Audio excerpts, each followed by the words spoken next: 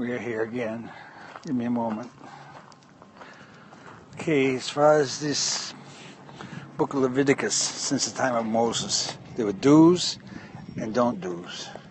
Right now, the consciousness of the planet is in the phase at 1822, where the exposure and admonitions are there. They call it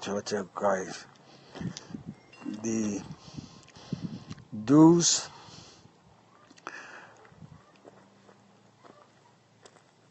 are going to what you would be termed later to be your rewards. The don't do's that you did are going to end up being your, well, I'm going to say antagonist, what you call the astral. The ones that are going to be the accusers of you. You're going through that now. The consciousness of the human condition. I know you're a body, and I know you're a spirit, and I know you've got two sides to you, and I know you've got a center portion. You're a divine being that goes up to the crown chakra and unites with the solar plexus. Is at peace with all beings. And you can tell where you are when you're reading this book. It's really what we call a book of admonitions. There's severe warnings in there. And you've got to pay attention. The words that you're reading were given to Moses. And the words were given to Moses through Thoth. I'm sure you've heard of that being. He's the Word. That's what he is. And in a manner you can call the translator. But the interpretations are up to you in the divine nature. And you can't go into an arrogant mode that you knew better. You did, and you didn't, and you're in it now. And the only thing that's going to get everyone through this are prayers.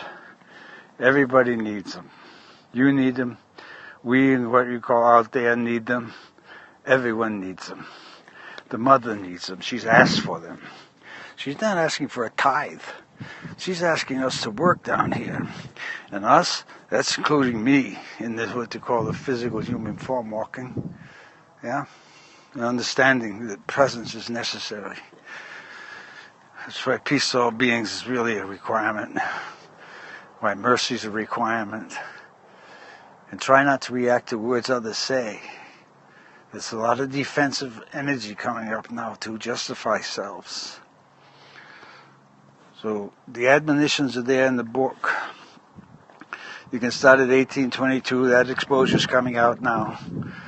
Everyone's admitting it. And this is where the new beings will call it chastisement occurs. Because the spirit has a different dignity than the flesh. And the more you understand the flesh and the spirit and the dignity of both, you're going to feel more comfortable with yourself being a person who you are. You've had your experiences for a particular reason. And I can tell you where that reason started before you were born. It was the thought process you were in accepting. You made agreements. You don't even remember making agreements.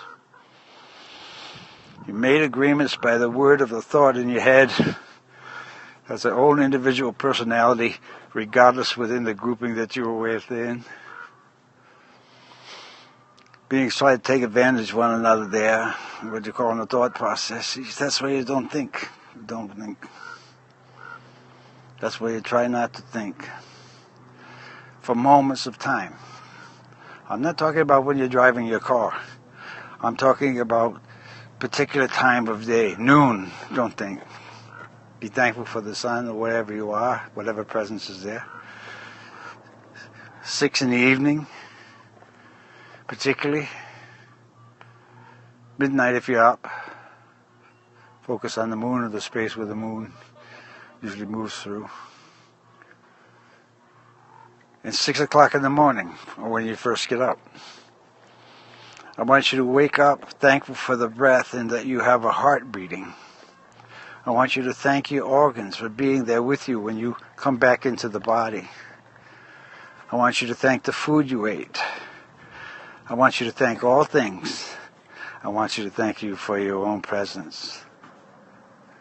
The more you understand the book of Leviticus, the more you'll understand karma, the more you understand the necessity to go beyond karma, the more you need to understand the dignity of self.